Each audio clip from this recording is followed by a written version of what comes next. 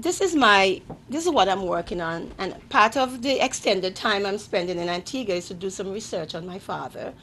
I told you my mother died when I was 19 months old. My father died 2 years after, so I was just 4 years old when my father passed on. I was 4 years old when I saw that man packaged into a box. It was not my imagination, for he was squeezed into brown pine wood like the bottles of Bryson's sweet drinks and other treats he used to bring to Mama's house. No one said then that he was my father. Before that day, he and I had built some memories. 4 years old, but I had memories of this man. He had been a regular visitor to Mama's house on Grace Farm Road. He never stayed overnight as the father of Mama's children, whom I called Daddy Edmund. He never ate a meal with us, as did Grandpa, Mama's father.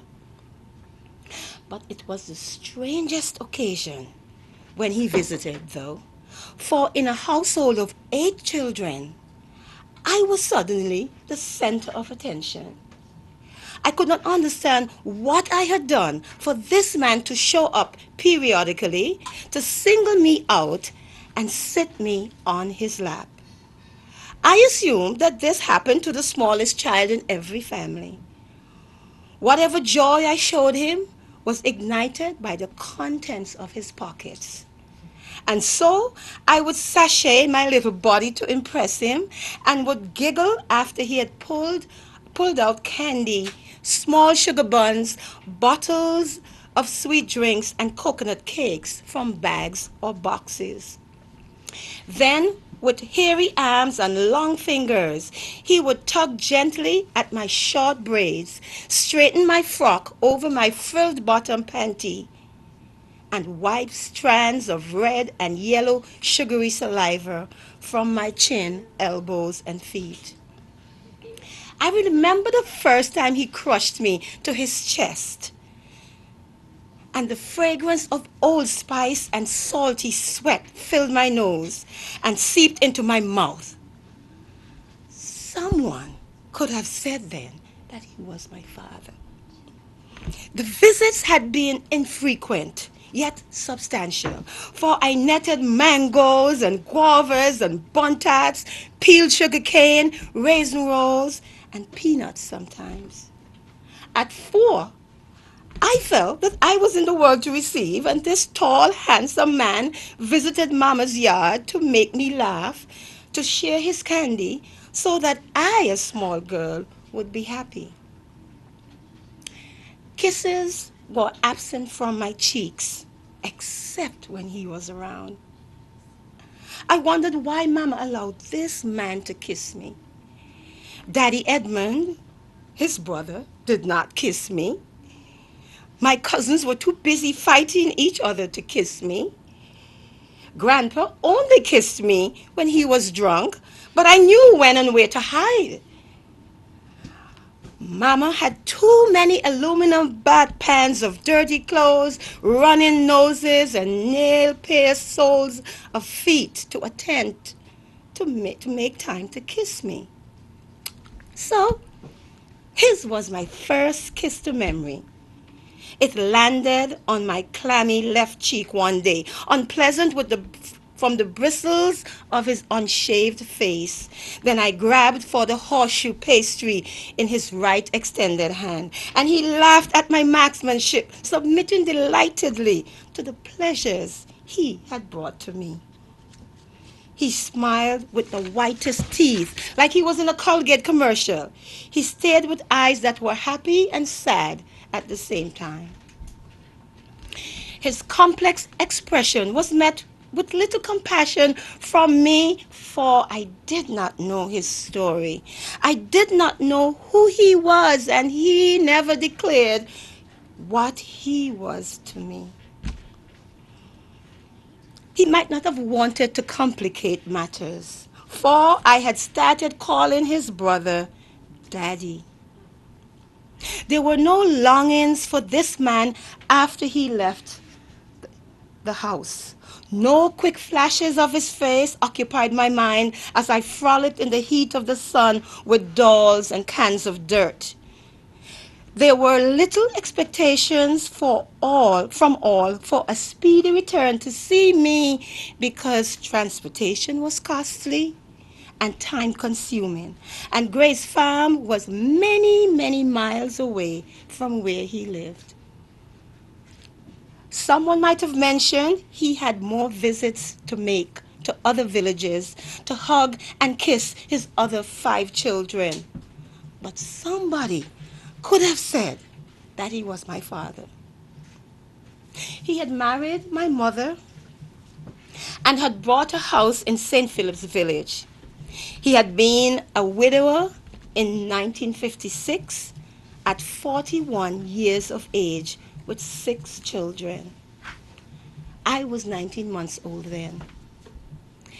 There were no expectations for him to be a successful single parent. He could not comb the girls' hair, or was he expected to give instructions about monthly periods? He would not be expected to take them to the store in order to purchase hats and fabric for new Easter dresses. He was a male in a society that presumed he could not do these things. So, the night my mother died, the 2 oldest girls were immediately removed to the neighbors. My oldest sister to this day does not know why.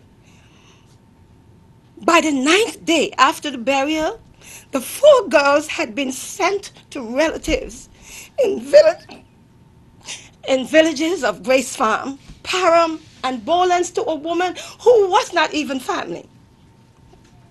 We, we were separated and scattered miles and miles apart.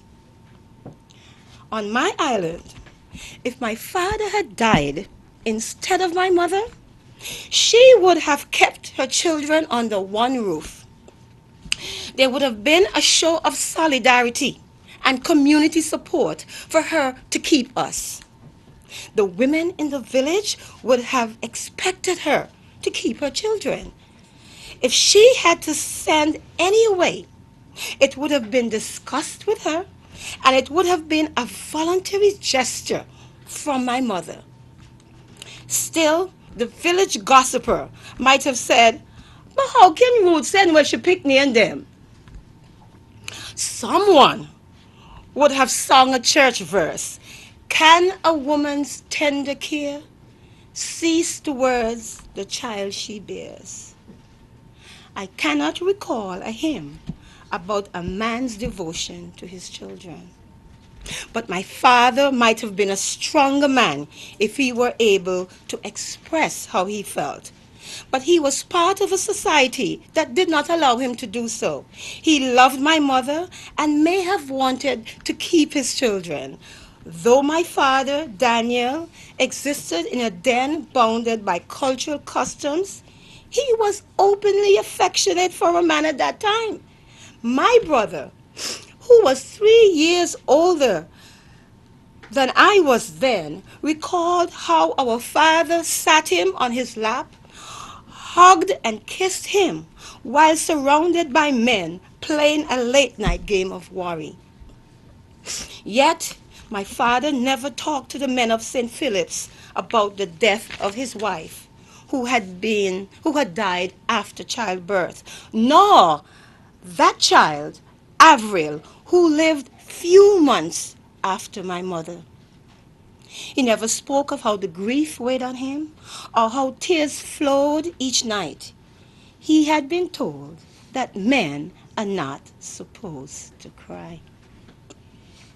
For 2.5 years, he mourned his 33 years young wife, my mother, and yearned for his girls to be under the same roof with him.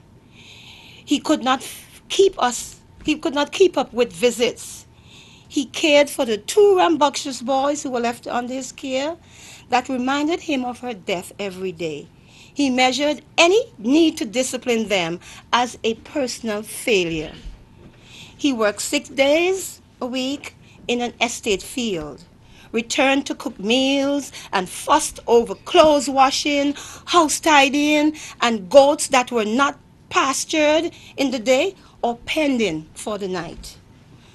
My father could not fit into society's mold for our men.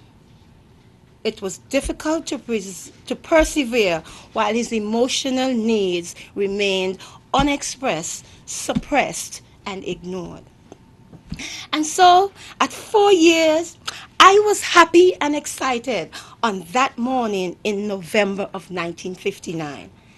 I was wearing the most beautiful white dress. I wanted it to be yellow, but Mama said, white is what most people will have on. You're going to see family. Plenty family. It's not church or school, just to see family, she had explained to me. If I were older, I might have cried out in the crowd at the funeral, as my cousin Pomeroy, Mama's oldest son, did. Some men do cry. He gave a gut-wrenching wail, not to be forgotten. Then he lifted me in his arms and raised me to sit on his shoulders, which made me tall above the crowd that was looking at something. The something was a new pine box, unusually shaped, and holding my special visitor to Mama's yard. He wore a black suit and bow tie. He did not show his Colgate teeth, and his eyes did not dance. They were squeezed shut into the sockets. In my small mind, it seemed funny. He seemed to have sucked on a lollipop and had forgotten to release his jaws. No one said he was dead. Nobody said that he was my father. I did not understand why he was packaged, so I held on to Mama's skirt hem, walked away from the singing crowd, and with a smile of great expectation, I thought about the candy man. I hoped that on his next visit to her house on Grace Farm Road, that he would bring me more candy and bottles of sweet drinks. Mama could have said that he would never come to see me again at her house. However,